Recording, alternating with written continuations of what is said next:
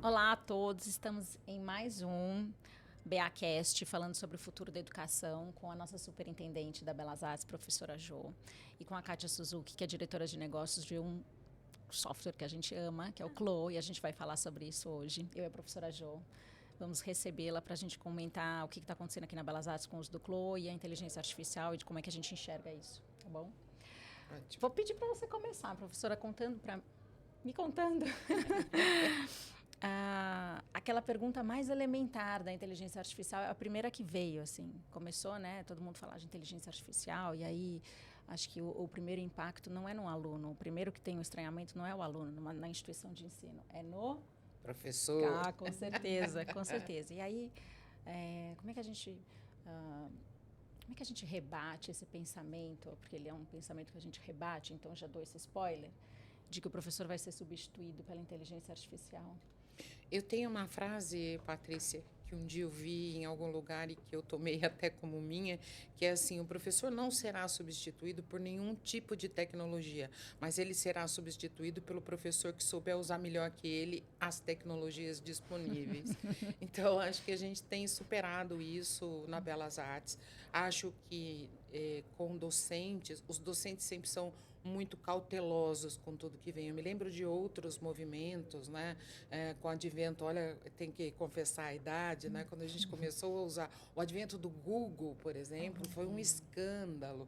Todo mundo achava que só se ia usar internet em sala de aula, que ia acabar, as aulas iam acabar porque o acesso facilitado permitir, e não foi nada disso, né? Então, eu acredito que quanto mais, e a linha que nós temos trabalhado, você bem sabe, é quanto mais as pessoas se apropriam da tecnologia, mais elas conseguem utilizar em benefício do aluno. E eu acho que esse é o caso clássico que a gente tem do Clo, que é uma ferramenta, né? Eu conversava com a Suzuki um pouquinho antes, com a Kátia, e a gente estava falando exatamente isso, né? Como é que você pode negar algo que vai melhorar, que vai aprimorar o trabalho, que vai potencializar o trabalho? Então, a Belas Artes tem sempre muito isso. Não adianta fazer a negativa do que está aí no mundo e é para uso. Eu vou te fazer a mesma pergunta, Kátia. Você acha que o Clo substitui os designers? De maneira alguma, de maneira alguma. É até uma pergunta que a gente recebe frequentemente. Mas, assim, o nosso software, ele é de designer para moda, né? Então, você consegue trabalhar com a modelagem, você consegue trabalhar com estilo. Então, eu preciso de uma pessoa com criatividade ali. O que a gente tem dentro do Clo, que até foi uma demanda da própria indústria, são ferramentas que trabalham com a inteligência artificial para empoderar o uso desse usuário no Clo. Então, veja só que a gente trabalha com a inteligência artificial para melhorar a vida do nosso usuário, mas de maneira alguma a gente consegue ter o Clo operando sozinho, né, de forma aleatória. A gente até brinca que a inteligência artificial ela pode ter até um bom gosto, mas ela não sabe como que essa roupa vai vestir, ela não sabe, né, que eu preciso ter um zíper ali, que eu preciso ter uma noção assim de vestibilidade mesmo que a pessoa vai ter, que o designer vai ter.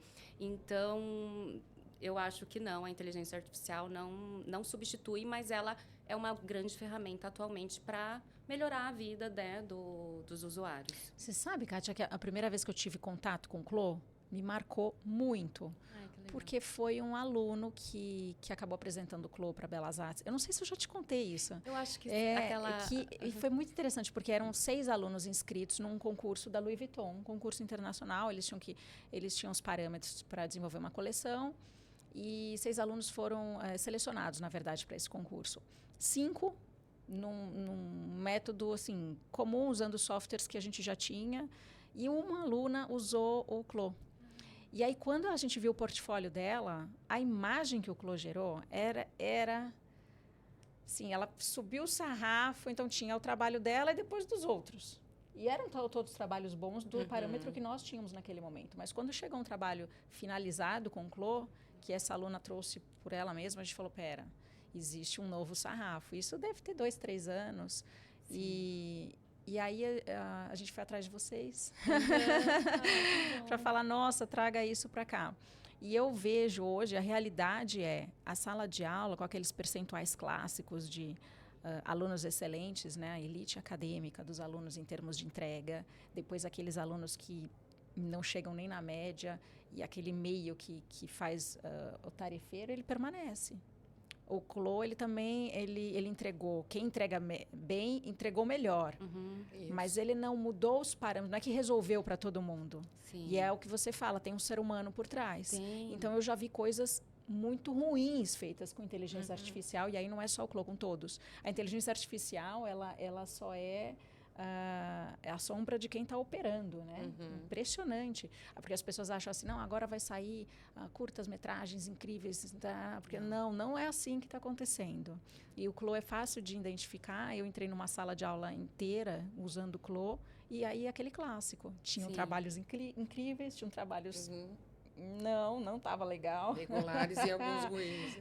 Então, agora o que estava incrível ficou muito melhor. Sim. E é isso que pegou, porque a gente está sempre tentando subir o sarrafo, né? Nas entregas dos alunos, não é isso, João? Sim, é isso. E uma das coisas que me intriga muito, né? Falando um pouco até da resistência, como você estava falando no início dos professores, é que a gente não pode ficar alheio a uma coisa que está no mercado e no mundo do trabalho.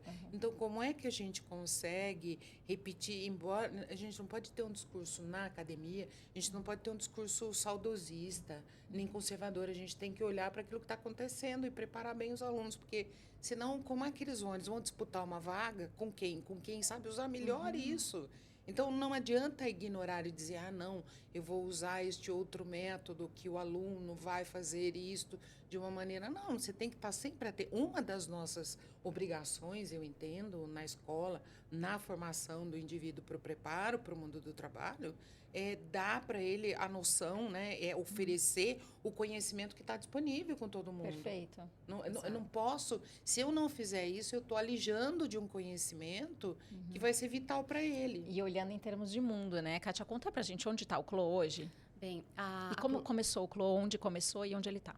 A Clô, ela é uma empresa internacional, né? Ela é uma empresa sul-coreana. A Clô, ela já está no mercado há 16 anos. Começamos na Coreia do Sul. E o que acontece é que foi expandindo o uso, então a gente viu a necessidade de estar abrindo vários escritórios ao redor do mundo. Então, hoje a Clô conta com 16 escritórios espalhados mundialmente, desde Europa, na Alemanha, Espanha, França, ali na Ásia também, Japão, Hong Kong, China, né?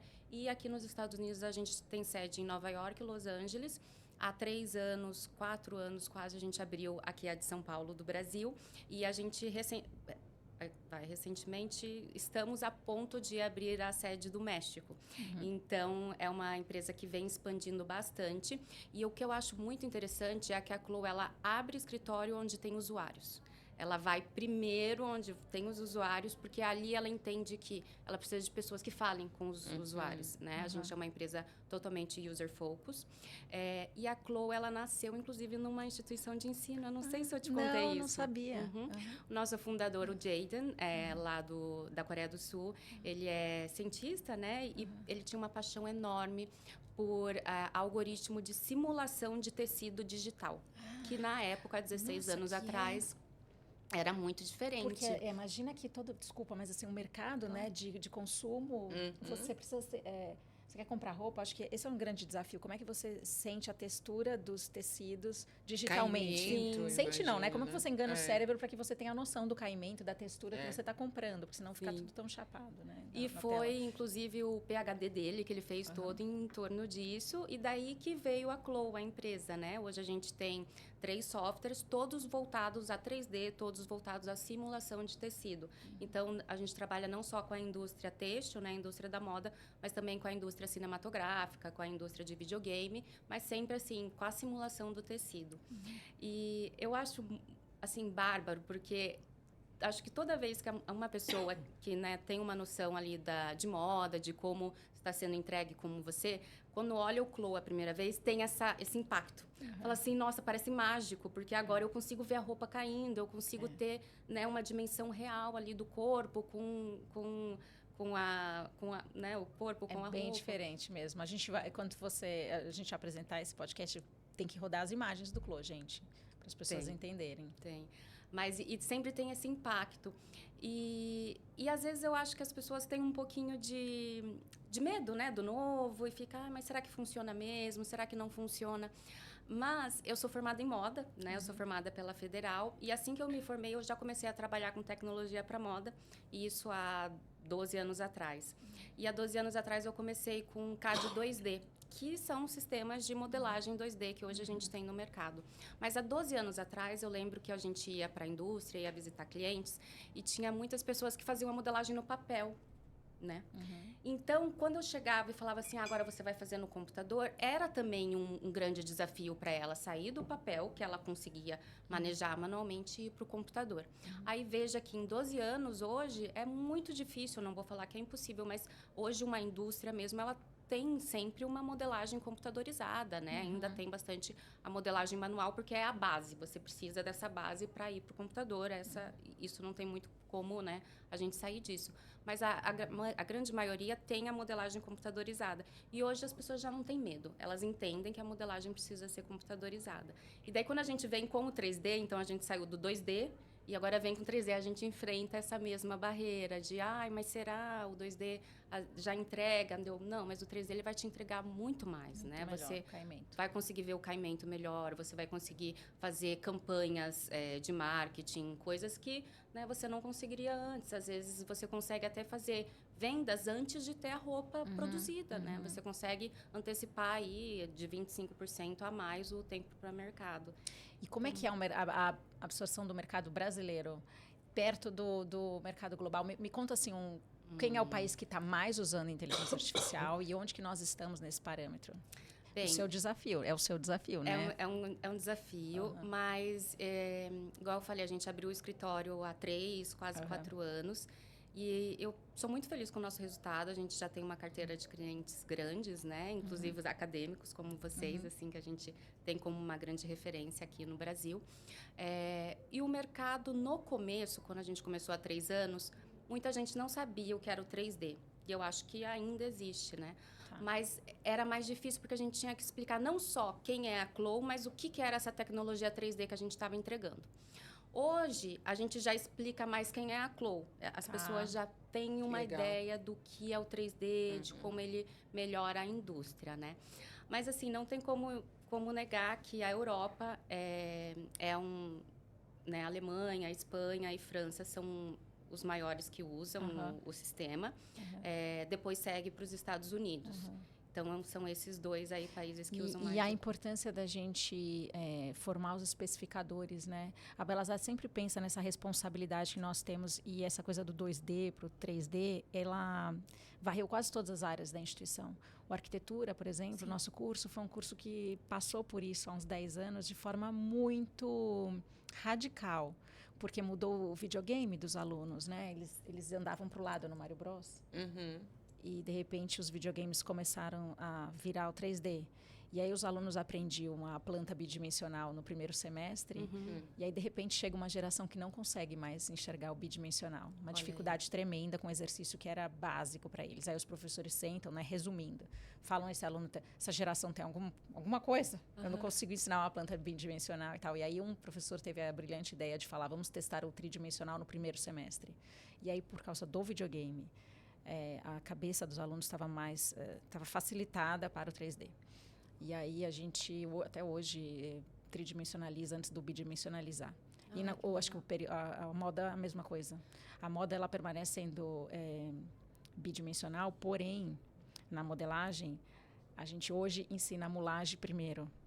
Porque eles tridimensionalizam melhor. Então, todas as nossas áreas passaram por adaptação por conta da tridimensionalização. Então, quando o Clô simula a digitalização no tridimensional, é uma resposta à mulagem que eles hoje entendem melhor do que a modelagem bidimensional, que eram as metodologias clássicas. Mas então, é interessante a gente ver essa... Você acha que isso é uma função neural? Não tenho dúvida. Então explica. Porque eu acho que é a mesma coisa da linguagem como se faz hoje, né? Você praticamente, eu tenho minhas críticas às telas em determinados períodos da infância por tempo grande, mas não posso negar que isso muda, inclusive, o padrão de linguagem. Então, toda vez que você se dá para uma nova estrutura, um novo modelo, o seu cérebro tem que ressignificar aquilo, né? E estruturar e passar a entender exatamente quando a gente passa por um processo de automatização da leitura, por exemplo. Né? Então, eu estou acostumada nesse padrão, tem um conjunto de rotas definidas para que isso aconteça. A partir do momento que o tipo de linguagem muda, eu tenho que readequar essa rota. Então, pensa num menino, uma menina, que estão lá jogando videogame e aprendem aquilo, para eles faz muito mais sentido do que quando ele faz simplesmente o desenho. Ele passa a pensar, porque ele cria rotas diferenciadas na maneira, nas estratégias dele de pensamento, estratégias cognitivas mesmo. O fato de prestar atenção, de chamar a atenção, o que traz para ele. Então, eu acredito que muitos movimentos acabam acontecendo aí de fora para dentro, né? Não tem, bottom-up, não tem top-down para isso. Vem um estímulo de fora e o cérebro, coitadinho, tem que ficar correndo atrás disso para se reorganizar e deixar esse indivíduo com uma capacidade de pensar de uma maneira diferente. Né? E falando em pensamento diferente, você diria que tem algum risco com todas, né? Eu sei que é até curioso que o corpo diretivo da Belas Artes, administrativo, desde o início da inteligência artificial, o que teve disponível foi absorvido e assim celebrado. E isso aconteceu que varreu um pouco o administrativo da instituição. A gente usa inteligências artificiais para muita coisa na instituição. Agora, aquele Manus, também, todos, né? Que aí é um debate de inteligências dentro de uma plataforma só. Fenômeno. Como é que vai ficar o pensamento crítico? A gente está terceirizando esse pensamento crítico? Acho que é impossível, né? Porque ele tem, inclusive, uma área no cérebro que é responsável por essa função, né, de fazer a crítica. E eu acho que ela está muito mais relacionada à forma com que nós criamos nossos filhos. Né? E ela não vai, eu acho que é o contrário. Quando você faz alguém refletir sobre o seu dia a dia, sobre as coisas que ele está vivendo, não haverá inteligência que nos coloque sem crítica nenhuma. E aí é que está a beleza do que você estava dizendo, Kátia, na potencialização. Sim. Quando você diz, quer dizer, eu uso isso, eu sei como usar, eu estabeleço critérios para usar, e a isto me serve, porque eu continuo conseguindo jogar coisas fora, dizendo que não dá. A IA, por exemplo, são meus amigos. A minha interação é sempre, acho que você não respondeu isso completamente, porque tem mais um determinado ponto que você não viu, que você não explorou. Mas será que não é da tua... Acho que é da minha natureza, da minha forma de pensar, mas eu acredito que pensamento crítico a gente ensina. Quando você ensina para a criança a crítica dela mesma. Mas só quando é criança? A crítica, não é só quando é criança. Inclusive a partir dos 6 anos, porque é quando ela tem condições de entender. Então, vai na cartilha, vamos lá. A gente quer que o nosso filho tenha essa liberdade também de pensamento crítico, ou o nosso aluno tenha liberdade de pensamento crítico. Quais seriam algumas dicas e caminhos para isso? Todas as atividades que possam fazê-lo refletir sobre ele mesmo, sobre o uso que ele faz das coisas, o impacto que aquilo tem para a sociedade, como aquilo pode voltar para ele. É algo trabalhoso, até que o cérebro depois, lá somente nos 25, consiga dar conta disso sozinho e ele possa colocar no seu dia. Algumas pessoas não desenvolvem nunca o senso crítico. Tá? E algumas depois dos 25, hoje, com o uso frequente das redes sociais, com os algoritmos todos já pré-estabelecidos para te agradar, elas estão ficando sem o contraditório para que esse pensamento crítico seja exercitado? Sim, e exercitar o contraditório é extremamente importante. Né? É só quando eu me debato a origem do pensamento divergente, que é um dos pilares da criatividade, diz exatamente isso. Eu posso procurar um caminho novo que ninguém pensou. O meu chat sempre me elogia assim, os textos, eu acho isso um pouco ruim. Eu fico, não, mas espera, chat. É claro que ele tem lá os objetivos dele. Ele é muito agradável, meu chat. Ele escreve coisas assim. Apropriada, seu texto está profundo e sensível. Mas ele também aprende como você pensa. E aí ele passa ele a aprende responder como eu penso, mas aí ele não faz a crítica construtiva. O Clô, ele segue o comando desse designer. Ele aponta se ele estiver fazendo algum erro. Não erro estético, né? Porque esse não existe. Não erro estético, porque não existe. Ele também não aponta... Eu ia perguntar isso, se ele permite qualquer coisa. Não. Então, se você colocar o maior contrassenso do ponto de vista ele estético, ele se ele permite. acata. O estético sim, não existe o contrassenso. Estético e... Agora, E a vestibilidade também ele não aponta. O que a gente tem dentro do sistema são mapas de tensão, que daí entra daí, né, que a pessoa ela tem que ter uma expertise para saber se aquele tecido tensionado daquela forma vai ficar agradável para a pessoa ou não. Mas muito por isso, a inteligência artificial é exatamente o que você estava falando. A gente que imputa as informações. Então, como é que a gente vai conseguir desenvolver uma inteligência artificial, sendo que eu tenho uma roupa de ginástica que super estica, uma roupa de alfaiataria que não estica? Como é que eu vou falar para ele, ó, isso daqui não, tudo e os bem padrões de esticar, modelagem esticar? são de cada marca, né? Exato. Mas se você imputa esses dados dos seus padrões dentro do Clo, ele passa a te orientar, de repente, dentro desses padrões de modelagem. As medidas do meu 38 é essa. Sim. Aí a gente tem algumas ferramentas que a gente chama de graduação automática, que você, por exemplo, colocou uma roupa G e você quer essa roupa no P. Ele automaticamente faz com base naquele corpo.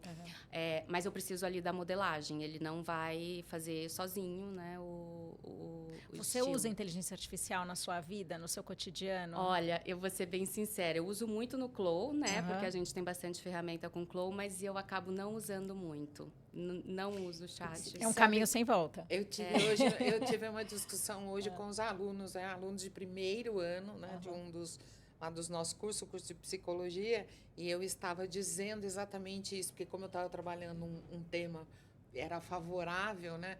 E aí eu falei um pouco sobre inteligência artificial. Então eu disse, olha, não dá para a gente colocar isso à frente.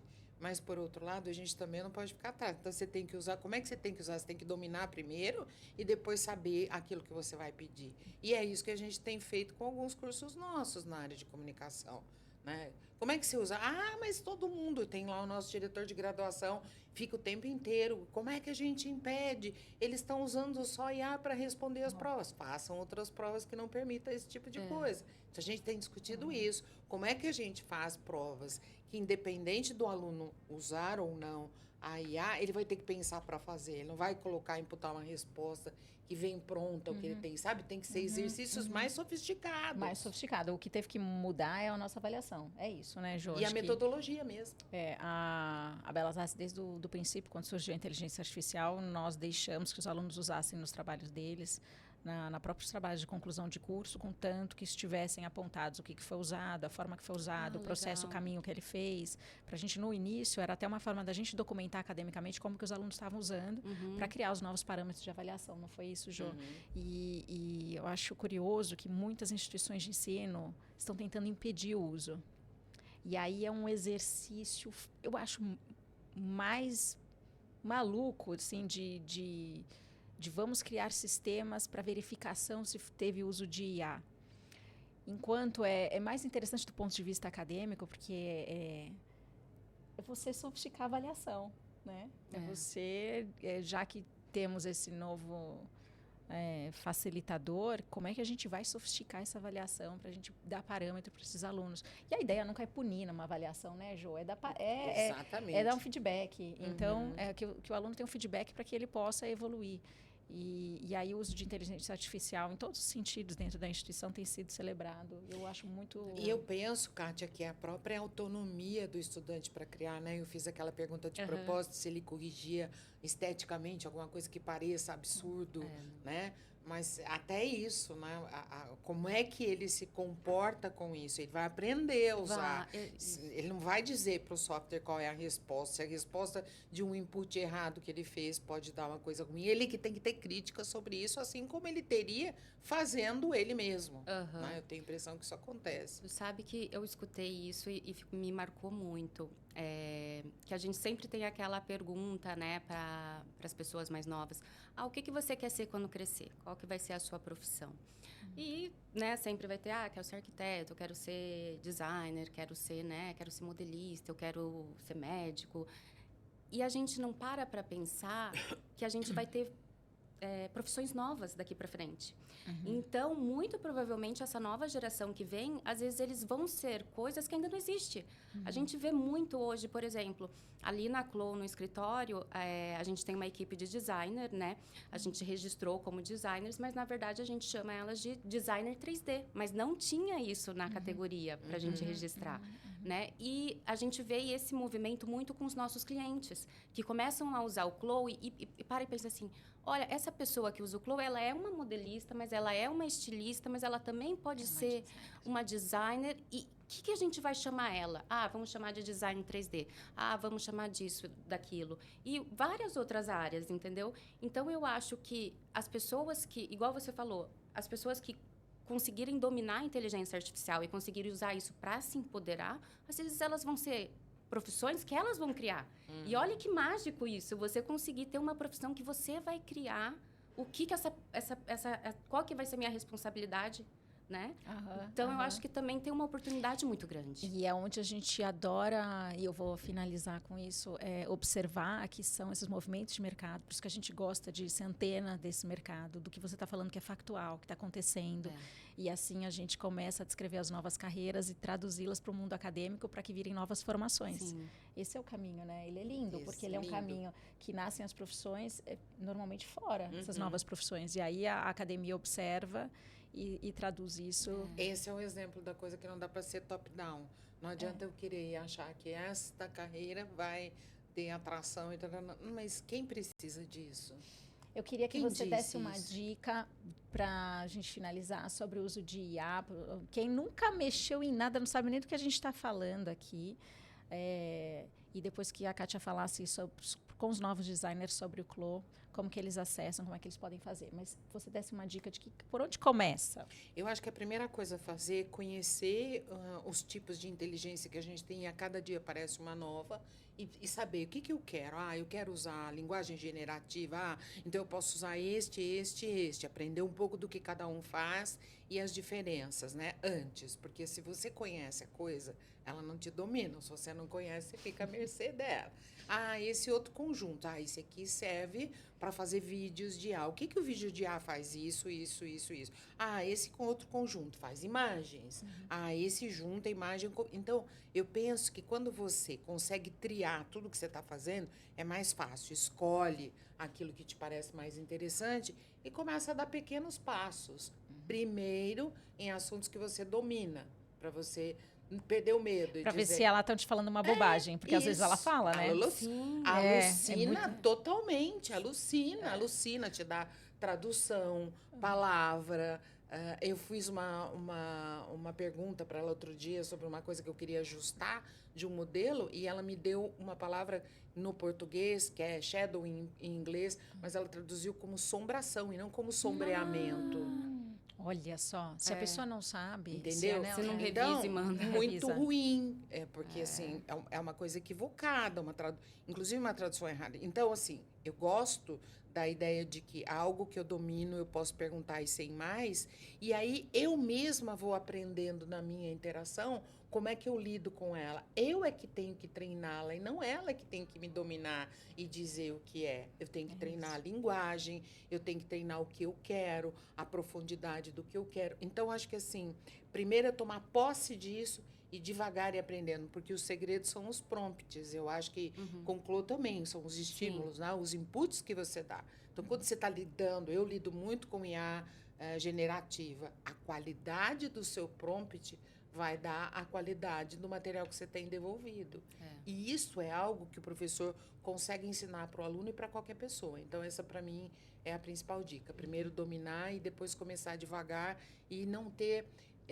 outra coisa que eu percebo, às vezes, é uma certa ansiedade das pessoas que usam, que acham que vai vir um trabalho maravilhoso pronto. Não, muitas vezes você tem que fazer 10, 20 perguntas para ela chegar a um determinado ponto da tarefa que você quer executar. Para chegar aqui, você tem que ter um processo mental que te leva. Vou dar um exemplo simples. Tinha que fazer uma revisão de um trabalho feito por todas as coordenações. Impossível fazer isso num espaço curto de tempo. Eu queria saber, tem coerência? Está tudo certo? Não, eu fui lá, criei primeiro uma rubrica de avaliação, depois pedi para avaliar cada dimensão, depois pontuou todas as dimensões, depois eu pedi o relatório final. Ficou um trabalho excepcional que eu pude chegar para o coordenador e falar: olha, isso aqui precisa ser alterado, isso aqui pode ser modificado, mas é diferente. Não dá para falar: olha, avalia isso aqui e vê se está bom. Isso. Você joga um plano de ensino de um professor e pergunta para a IA se está bom. Não é assim. Tem bom, né? Você precisa criar os parâmetros com ela. Que são as que eu gosto de chamar de rubricas de avaliação. Então, quando você tem bem mapeado o que você quer, nossa, a IA é maravilhosa. Então, o meu conselho é sempre esse: não deixe a coisa te dominar, domina. Mas não deixe de também usar, né? Porque nunca, não dá mais, né, Jô? Nunca, não dá mais. É um caminho sem volta, né? Caminho sem volta. Kátia, fala como que uma pessoa que está, assim, só ou tem vocação para a área de design, um jovem talento, porque dentro da Belas Artes a gente disponibiliza para o aluno, mas e quem não está aqui? Como é que faz? Tem muitas formas de ter acesso ao CLO. Eu indico primeiro ir no nosso site, que é www.clo3d.com.br, já traduzido em português para todo mundo. Lá eles conseguem baixar até uma versão trial, que a gente tem por 15 dias para testar. A gente também tem no YouTube um canal CLO Brasil, onde a nossa equipe de design posta toda semana tutoriais de como usar o CLO. E fora isso, a gente também está no Instagram bastante ativo. Já o Instagram é global, né? É lindo o Instagram de vocês. A gente segue o CLO, é lindo. Que é @itsclo, itsclo3d. E daí tem ali para todo mundo, né? A gente está sempre em contato com... E eu quero te agradecer, porque quando a gente chamou o CLO para vir a Belas Artes, né, Jô? Era uma expectativa mesmo de qualificar o trabalho dos alunos, de entregar de forma cinematográfica o que o CLO faz com... Eu acho que superou todas as expectativas. Superou, né? A gente está nesse processo. A busca pela excelência ela é eterna, nunca acaba. Então, a gente está sempre insatisfeito. Mas a gente também, tanto que tem atualização do software todo ano, pelo menos 2 grandes atualizações que a gente também está sempre melhorando. Mas eu que agradeço o convite, eu que agradeço a parceria, né, com a Belas Artes, porque muito mais do que a gente vê que a gente precisa mudar a indústria, a gente precisa mudar a base, né? Então, é a base que vem para a gente conseguir, de fato, ter essa mudança na indústria digital, de trazer uma moda só qualificando digital. Os especificadores, e aí a gente gera essa transformação de qualidade na indústria também da moda, que é tão importante para o Brasil. Sim, com certeza. Obrigada, professora Jô. Obrigada, Kátia. Obrigada. É um prazer conversar com vocês. Prazer mesmo.